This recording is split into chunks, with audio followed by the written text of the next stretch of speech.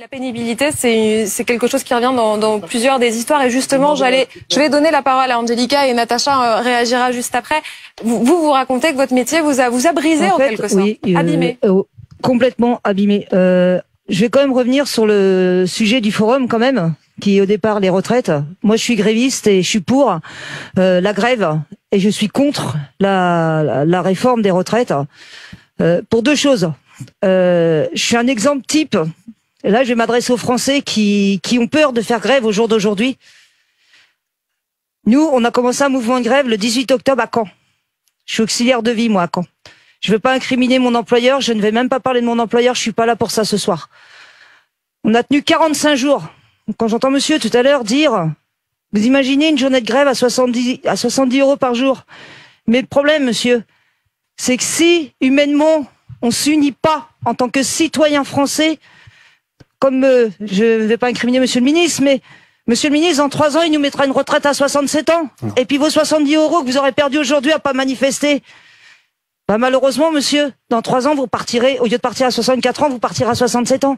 Moi, je ne dis pas que je respecte que financièrement, il y ait des gens qui ne peuvent pas faire grève, parce que je le comprends. On est dans un monde où on est dans la précarité. C'est malheureux de parler comme ça en 2023, mais on est dans un monde de précarité. Moi, j'habite un quartier populaire sur Caen, et je peux dire que la misère, c'est pas moi qu'il faut venir la prendre. Maintenant, moi, je vais être honnête avec vous, on a fait 45 jours de grève. C'était notre première grève. On était 8 petits bouts de bonnes femmes de chez Domidom, je vais citer mon entreprise, à faire grève. On est parti avec un bout de drap et un marqueur, monsieur. Et je vais me permettre de faire un petit salut ce soir, si l'antenne me le permet. Bien sûr. Je vais remercier monsieur Arthur Delaporte qui nous a reçus à l'Assemblée, parce que il nous a reçus à l'Assemblée et on a encore des émotions fortes.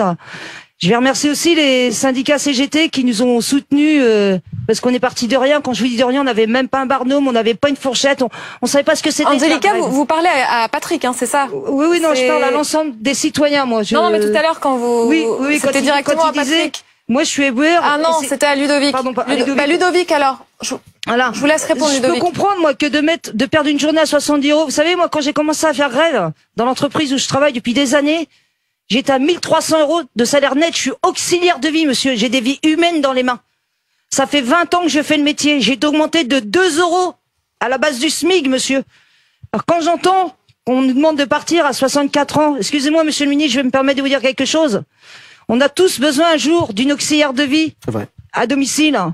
Vous apprécieriez que c'est une femme de 64 ans qui pousse le lève-malade de votre maman ou de votre papa ou de votre grand-père ou de vos grands-parents, hein, avec une force et un dos usé. Olivier Dussopt. Mais enfin, c'est une évidence. C'est une évidence. Et typiquement, madame, le métier que vous faites est un métier qui doit être classé dans la pénibilité, y compris pour permettre des départs anticipés. C'est une évidence pour moi. Pardon, mais non, mais c'est insupportable de voir ça. Vous nous racontez la vie comme si vous la connaissiez, comme si vous saviez ce que c'était que de travailler en usine en 3-8. Il se trouve que oui. De faire un boulot d'auxiliaire de vie. Non, vous n'avez pas fait ça. Non. Vous êtes en train de dérouler votre programme. On va laisser le ministre s'exprimer, s'il vous plaît. Tout le monde est contre lui, là. Personne dans la rue aujourd'hui. On va le laisser s'exprimer. Il faut arrêter. Olivier Dussopt répond à Angelica. Juste un mot, parce que... Non, mais c'est insupportable. Juste un mot. D'abord, je me permets juste de vous dire, monsieur, que vous ne me connaissez pas. Et il se trouve que mes parents sont ouvriers. Mon père est décédé, mais mes parents sont ouvriers. Je sais, j'en suis désolé, comme d'autres, que les fins de mois ne sont pas toujours faciles. Il se trouve qu'en plus, mes parents ont aussi connu le chômage. Et que ça m'a donné une seule envie, c'est de me battre, de travailler et, je crois, de réussir la vie professionnelle que j'avais envie de réussir. Vous me dites que je ne connais pas l'usine. Je ne vais pas vous dire ce soir que je suis un ouvrier. Ça n'est pas vrai. Je suis député depuis 2007. J'ai été chargé de mission dans des collectivités. Par contre, j'ai été étudiant. Et je ne dis pas que ça fait une expérience d'ouvrier, je le répète, ça ne fait pas une vie d'ouvrier. Mais comment est-ce que j'ai financé mes études? Je les ai financées en travaillant en 3-8 dans une usine à côté du domicile de mes parents, tous les étés quand j'étais étudiant. Alors, ça ne vaut pas 20 ans dans une usine, j'en ai bien conscience. Et je ne compare pas ma vie avec celle de ma mère. Par contre, me dire que je ne connais pas les 3-8 et que je ne connais pas la vie, ça veut juste dire que vous ne me connaissez pas. Non, mais vous répondez à Angelica, s'il vous plaît. Dont le président a retiré les critères de pénibilité. Adrien, on ne parle pas de pénibilité au travail. Adrien, s'il vous plaît. Il y a Angelica qui a posé une question, je voudrais la respecter. Je pense que c'est... Excusez-moi, vous pouvez me laisser finir, c'est pas possible, Adrien. Vous ne pouvez pas parler tout le temps. Angelica est frustrée parce que le ministre n'a pas répondu à sa question. Je suis invité pour répondre à plein de gens et j'ai l'impression je vous reprends le micro, il y a d'autres personnes qui veulent parler. Voilà, bon. Olivier Dussopt, s'il vous plaît, Angelica est venue avec son histoire, qui est une histoire forte. Qui est une histoire elle forte, raconte la pénibilité, elle raconte un corps cassé aujourd'hui par la vie qu'elle a eue, et elle vous demande pourquoi cette réforme des retraites ne lui est pas favorable. D'ailleurs, c'est ce qui me frappe dans les témoignages qu'on a ce soir. Est-ce qu'il y a des gagnants à cette réforme des retraites? J'ai l'impression que toutes les personnes qui s'expriment, en tout cas dans leur grande majorité, se trouvent perdantes, et c'est ce qu'elle vous raconte aujourd'hui. Est-ce que vous pouvez lui parler directement? Je peux parler très directement à madame, et très directement, et à la fois de manière aussi générale, parce que comme je vous l'ai dit, je n'ai pas votre carrière en tête, et heureusement, parce que c'est un secret, ça ne regarde que vous. Mais votre métier doit être reconnu comme pénible, et votre exemple montre que ce que nous essayons de faire maintenant s'appuie aussi sur 30 ans ou 40 ans d'histoire. Tout à l'heure, je disais à monsieur de la Confédération paysanne, c'est hyper important, c'est très important de faire de la prévention pour éviter que les gens soient abîmés par leur travail. Sauf que quand je dis ça, j'y crois très fort, mais ça marchera très fort pour ceux qui commencent leur carrière et qui bénéficieront tout le temps. Il y a des gens comme vous, et il y en a des millions, qui exercent un métier pénible depuis longtemps, qui n'ont pas été suffisamment protégés. Et donc, dans ce cas-là, avec un suivi médical renforcé, avec un avis médical, il faut permettre des départs anticipés. Alors, justement, ça tombe bien parce que vous me tendez une perche, monsieur le ministre.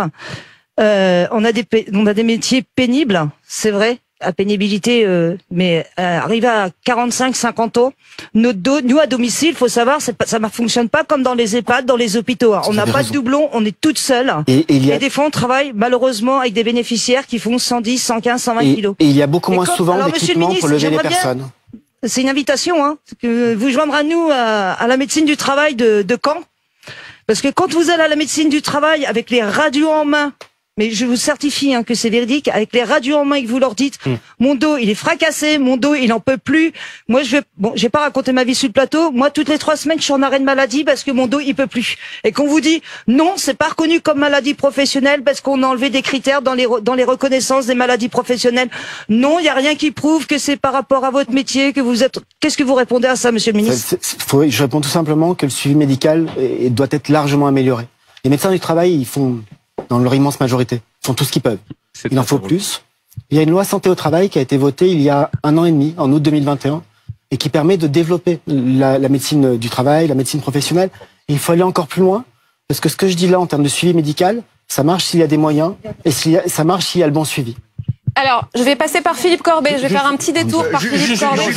Maintenant, Ludovic, vous avez beaucoup parlé. On arrive à la fin de l'émission et j'aimerais bien que tout le monde puisse raconter son histoire. C'est un enjeu important ce soir. On comprend bien la pénibilité de la médecine du travail. Les médecins du travail, on n'en a pas assez en France. On a du mal à recruter des médecins en général. Ça va être très difficile de trouver des médecins du travail. Et par ailleurs, les médecins du travail sont là pour faire de la prévention en priorité. Ils ne veulent pas être dans une situation dans laquelle ils craignent d'être placés, de recevoir des gens qui ont 61 ans, qui ont travaillé longtemps, qui ont l'impression d'avoir le dos fracassé, d'avoir été usés par le travail, et devoir décider en quelques minutes si cette personne peut aller à la retraite ou pas. Beaucoup de médecins du travail ne veulent pas avoir cette responsabilité devant ces gens-là et les recevoir toute la journée. Monsieur Corbet, non, alors justement, Pierre est infirmier et il est aussi concerné par la pénibilité. Et comme c'est le cas aujourd'hui, c'est le médecin conseil de la sécurité sociale qui prendra la décision. Mais les médecins du travail pensent que c'est un moment concret et trop difficile à assurer pour eux.